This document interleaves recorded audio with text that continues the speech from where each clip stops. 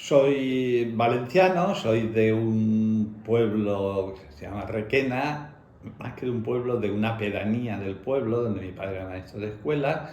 Estudié en la Universidad de Valencia, estudié la carrera de Historia, tuve muy buenos profesores, tuve particularmente un maestro extraordinario,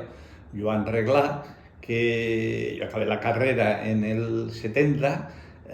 Tuve no solo a Reglà, sino que tuve varios profesores catalanes, como Emili Chiral, de Contemporánea, o tuve a Miguel Tarradell, de Arqueología. Tengo un muy buen recuerdo realmente de los profes que tuve en la carrera.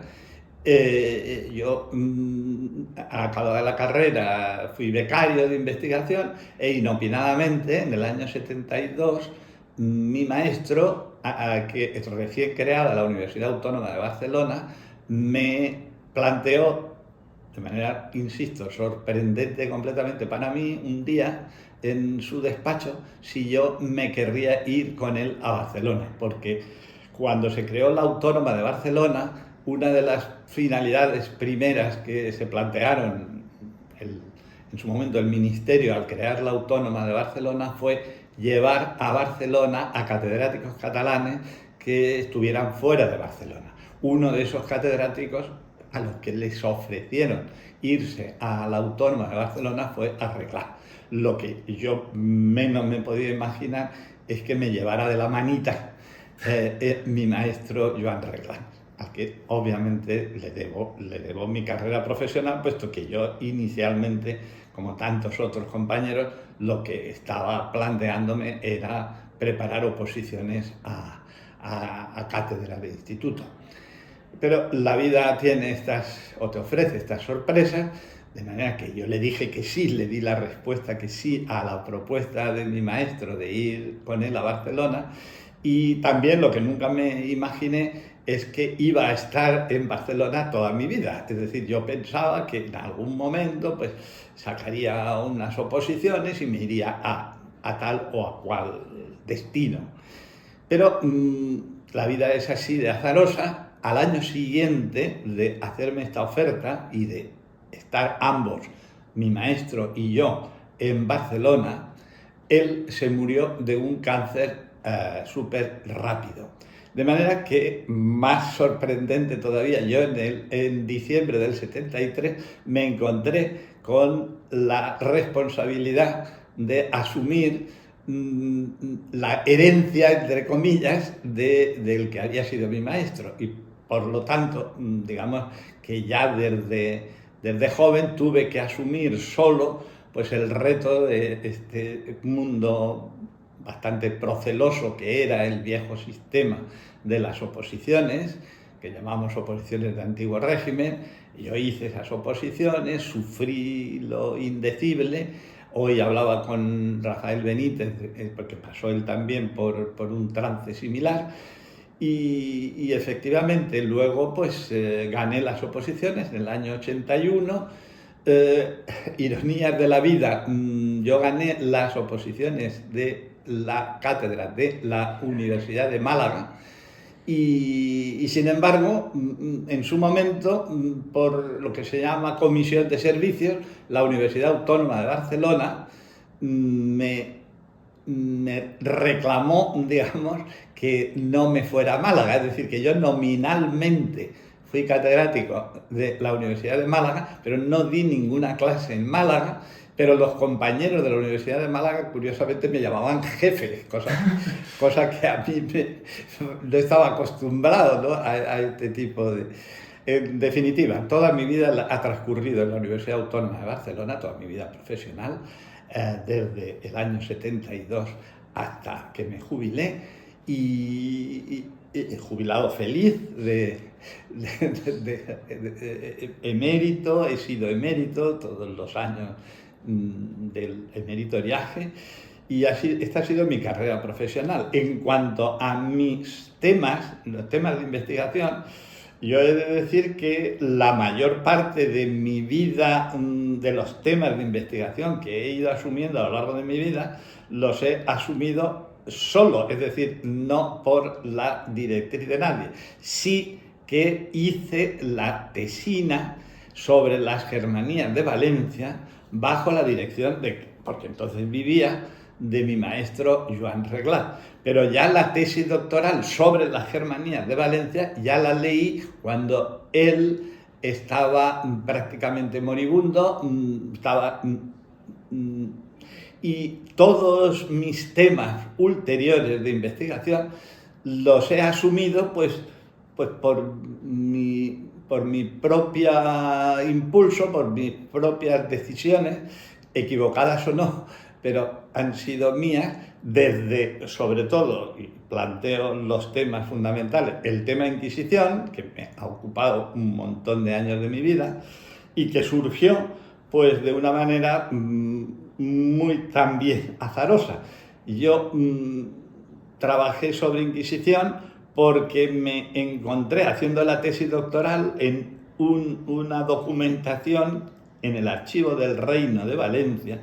una documentación sobre relaciones de bienes confiscados a la Inquisición. Y ese documento me hizo pensar, oye, ¿y si te pusieras a trabajar sobre Inquisición? Curiosamente, y también lo digo desde el punto de vista del azar, yo creo cada vez más en el azar, constaté que paralelamente a mi investigación sobre Inquisición, insisto, paralelamente en el tiempo, otros diversos historiadores españoles, como mi buen amigo Jaime Contreras, por citar un ejemplo concreto, también estaban en el mismo objetivo de trabajar sobre Inquisición, trabajar sobre un tribunal de distrito de la Inquisición. Yo obviamente asumí el trabajo de estudiar la Inquisición de Valencia, el Tribunal de Valencia, y Jaime Contreras, por ejemplo, asumió el Tribunal de Galicia. Pero insisto en que varios historiadores paralelamente iniciamos y desarrollamos unos estudios sobre Inquisición que a la postre estaban, luego a posteriori los hemos contextualizado, porque siempre los contextos uno los descubre a posteriori, y a posteriori le buscamos la lógica de que éramos historiadores insertos en el marco de la transición política a la democracia en España, y que el tema Inquisición resultaba un tema fundamental para justamente despejar esta especie de drama histórico de la Inquisición, convertida siempre en el referente de todas las opiniones negativas sobre España, y que hacía falta una nueva historiografía de la Inquisición en el marco, insisto, en el marco de la transición política. Pero individualmente quiero decir que una cosa es que yo lo hiciera individualmente y de una manera absolutamente personal, y luego a lo largo de 5 o 10 años me di cuenta que el fenómeno era un fenómeno de carácter mucho más global, y que realmente nosotros estábamos estudiando la Inquisición precisamente porque era una de las asignaturas pendientes que había que solucionar en el marco de la transición política a la democracia. Después de después de dedicar muchos años a la Inquisición y escribir un manual sobre Inquisición con Doris Moreno, pues estuve en Roma invitado, lo cual para mí también fue una experiencia poco menos que surrealista, invitado por cardenales muy próximos a Juan Pablo II. En Roma, el Vaticano organizó un congreso internacional sobre Inquisición en el que por primera vez la Iglesia como tal asumía la responsabilidad de la creación de la Inquisición. Y ahí estuve yo con un montón de historiadores viviendo, experiencia personal para mí inolvidable, viviendo en el campus de Santa Marta durante 3 días alojado, y, como he dicho en alguna ocasión de broma, durmiendo en la cama de un cardenal, no con un cardenal. Bueno, entonces, efectivamente, después del tema Inquisición, inserto en esta movida de revisar la historia de España en todos sus en todos los aspectos, digamos, en todas las sombras que tenía, asumí en el año 92, publiqué un libro sobre la leyenda negra anti-española, para justamente dar por enterrada lo que yo consideraba que ya había que olvidarse de la leyenda negra. Yo escribí el libro de la leyenda negra no con otro objeto, sino pensando que éramos Europa, que estábamos ya en la Unión Europea, que España ya no tenía los viejos recelos y problemas en su dialéctica con Europa, y que un acto elemental para ello era, dentro de esa identidad europea en la que nosotros estábamos integrados plenamente, pues que había que enterrar la imagen de la leyenda negra, la imagen de una presunta persecución de España por parte de los europeos que no nos quieren, que hemos hecho para merecer esto, que esta psicosis había que superarla.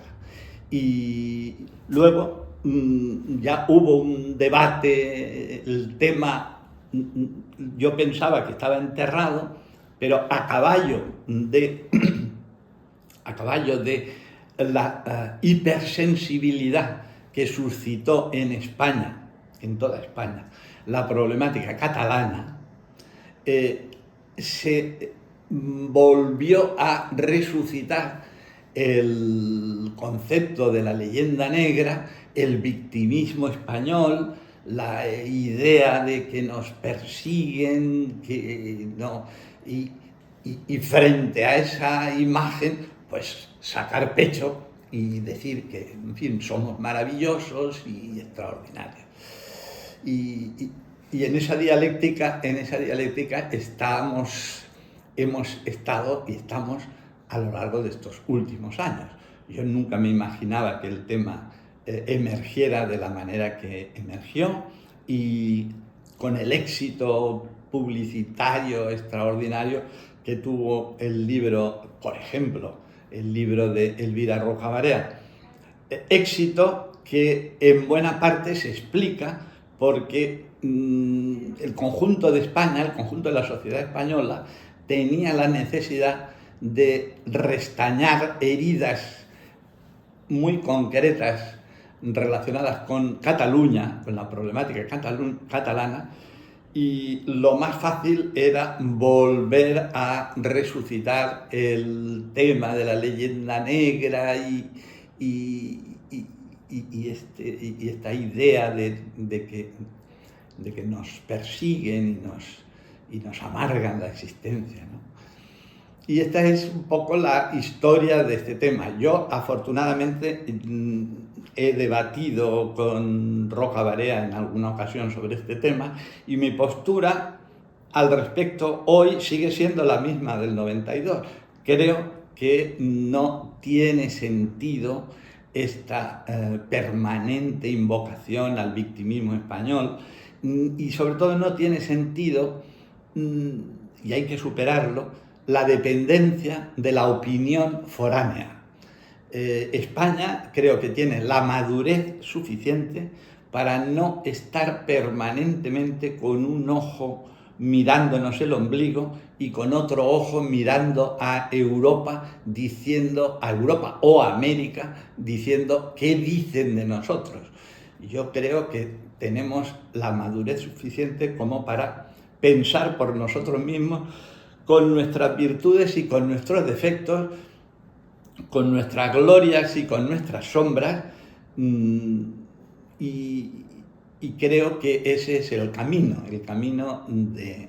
una autonomía mental y emocional que creo que no hemos tenido en los últimos años. Espero y deseo que el futuro... Lamentablemente soy bastante pesimista porque justamente veo una bipolarización en el conjunto en la política española, derecha, izquierda, catalanismo, españolismo, que es justamente la peor imagen que puede ofrecer España respecto al mundo. Es decir, creo que España tendría que tener conciencia que la realidad tiene que ir acompañada de una imagen de unidad que en este momento lamentablemente no damos. Aparte de los libros, de las obras a las que me he referido sobre Inquisición, sobre leyenda negra, ha sido un tema para mí fundamental desde mi propia inserción en Cataluña, donde he comentado que aterricé, por decirlo de alguna manera, en el año 72, era dedicarme a la problemática de historia de Cataluña. ¿Por qué? Primero, por razones personales, para mí era un reto, en tanto que yo era un valenciano de la parte, digamos, castellana de Valencia, no había hablado nunca el catalán, y fui, como he dicho, a Barcelona de manera completamente azarosa, y se me murió el maestro al año siguiente de irnos a Barcelona. Por lo tanto, desde mi propia soledad, era para mí importante, fundamental, conocer la realidad a la que el destino, digamos, me había llevado, que era Barcelona, que era Cataluña. Y por lo tanto, conocer la historia de Cataluña era para mí un reto, primero un reto personal. Y por otra parte, como historiador, yo era una persona que, en tanto que discípulo de Reglà, como todos los discípulos de Reglà, leímos muchísimo a Jaume Vicens Vives. Toda la obra de Jaume Vicens Vives yo la devoré durante mis años de carrera universitaria, y también intelectualmente me parecía fundamental seguir la línea diseñada por Vicens Vives, que era superar y superar definitivamente el modelo de la historiografía romántica catalana del siglo XIX, que, digamos, de la que teníamos conciencia y que justamente Vicens Vives había superado. Me estoy refiriendo a historiadores como Ferran Soldevila, por citar la clásica historia de Cataluña de Ferran Soldevila. Yo tenía esa idea, y más que nunca cuando no estaba Reglà ya vivo. Reglà murió joven, murió a los 56 años, y entonces asumí un reto personal que era, insisto, escribir una nueva historia de Cataluña. Y sobre todo una historia de Cataluña de la época moderna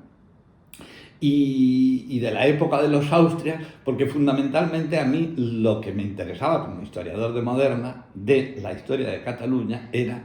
estudiar la Revolución Catalana de 1640, el proceso del intento de separación, de vinculación de Cataluña a Francia, de adscripción a la monarquía francesa y de separación de la monarquía de Olivares, de Felipe IV,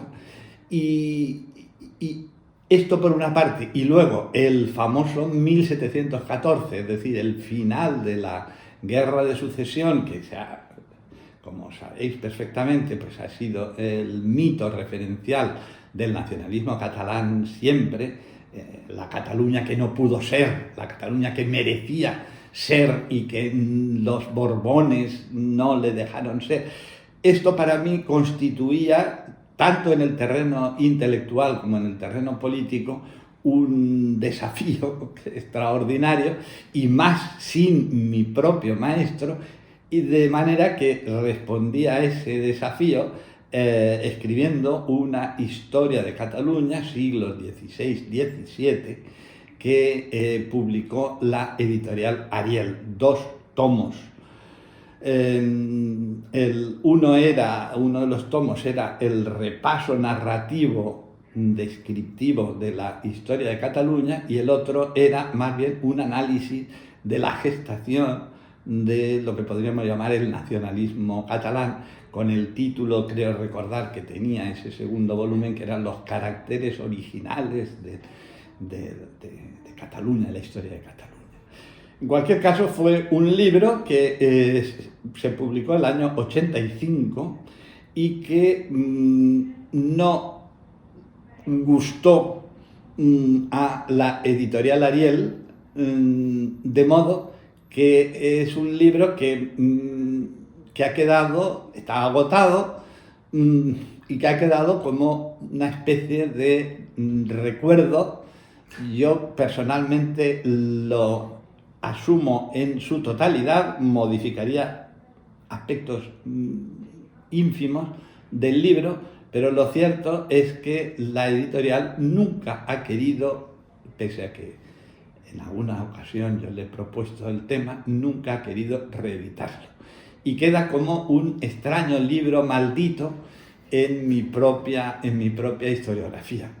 Pero no saben lo feliz que me hace tener un libro maldito. Eso es lo que puedo decir respecto a la historia de Cataluña. Por supuesto que lo que he hecho a lo largo de toda mi vida es, en tanto que profesor, pues he enseñado historia de Cataluña, igual que historia de España, y nunca he de decir que yo nunca he tenido problemas con mis alumnos, nunca he tenido debates, pero debates absolutamente sin confrontaciones personales, y he sido muy feliz yo fui 3 años, sustituí a mi maestro cuando él se murió. Él daba una clase en lo que era entonces Colegio Universitario de Gerona, y yo tuve que sustituirlo también dando las clases del Colegio Universitario de Gerona durante 3 años. Pues bien, los 3 años que fui profesor en Gerona, paralelamente a mi propia dedicación a la Universidad Autónoma de Barcelona, en Bellaterra, yo he sido muy feliz dando clase. Nunca he tenido, repito, ninguna confrontación, más allá de debates intelectuales muy sanos, con mis alumnos. También he de decir que desde que me jubilé y he sido emérito, también es cierto que tampoco tengo, lo digo con toda sinceridad, nostalgia de mi época docente. No estoy especialmente nostálgico. Sí soy feliz cuando voy a Bellaterra, tengo un grupo de compañeros que habían sido justamente alumnos míos y a los que les tengo un cariño entrañable, como estoy convencido que ellos me tienen a mí. Un libro que escribí titulado La herencia del pasado, que fue Premio Nacional de Historia, gracias a la generosidad del jurado, y que es un libro que tiene el valor de ser una síntesis de la memoria histórica española, no la memoria histórica como se le llama ahora, la memoria estrictamente reducida a la República y Guerra Civil, sino la memoria histórica en su sentido más lato, es decir, hablar del cómo y de qué manera se ha construido la historia de España a lo largo del tiempo, arrancando desde las primeras historias de España del Padre Mariana, de finales del siglo XVI. Y ese es un libro esencialmente de historiografía, de repaso por los diversos aspectos y problemas que han constituido, digamos, las obsesiones de los españoles a lo largo de la historia de España. Y una de las obsesiones efectivamente ha sido el pasado histórico español, que ha estado siempre predeterminado por una sobredimensión, que a mí me parece pintoresca en ocasiones, sobredimensión épica, que naturalmente pues, nos ha llevado a sacar pecho por, en fin, del papel de Viriato, empezando por Viriato, pastor lusitano valiente y generoso, tal como se nos decía en la escuela, a Aldor de Mayo, Agustina de Aragón, en fin, toda esa mitología, repito, épico nacional, narcisista de nuestro pasado, y que curiosamente contrasta, y esta es una de las características de este país nuestro, el radicalismo justamente en los juicios de valor, que contrasta, digo, con la tendencia que tenemos tan victimista, tan fatalista, del que estábamos comentando sobre la leyenda negra, sobre el no nos quieren, a esta especie de tendencia a fustigarnos, a darnos latigazos, y por qué será que no nos quieren y qué hemos hecho, esta especie, ya digo, de síndrome victimista que creo que ha hecho mucho daño y que al final creo que al final pienso que tenía razón un psicólogo, psiquiatra famoso, Juan José López Ibor, escribió un libro que se llamaba El español y su complejo de inferioridad. Pues creo que arrastramos efectivamente o la tendencia al narcisismo, a sacar pecho por cualquier cosa y a creernos los mejores del mundo, y a su contrario, a entrar en esta especie de masoquismo, de fustigándonos y maltratándonos, ¿no? Esto quizás lo resume, esta tendencia al fatalismo, al fatalismo masoca, quizás lo refleja muy bien Carmen Iglesias cuando escribió un libro de ensayo con un título que era No siempre lo peor es cierto, que es un título de una obra de Calderón que ella asumió. No siempre lo peor es cierto, que es una manera de inyectarnos un poco de optimismo, porque la tendencia nuestra es a creer que efectivamente solo existe lo peor, que solo existe lo negativo. Creo que, repito lo que decía, hay luces, hay sombras, hay épica y hay dramática en nuestra historia. Vivimos un país moderno que tenemos que conocer nuestro pasado, pero no a costa de repetir y reiterar esta tendencia a la autofustigación que ya he dicho que ha sido una de las constantes de nuestra historia.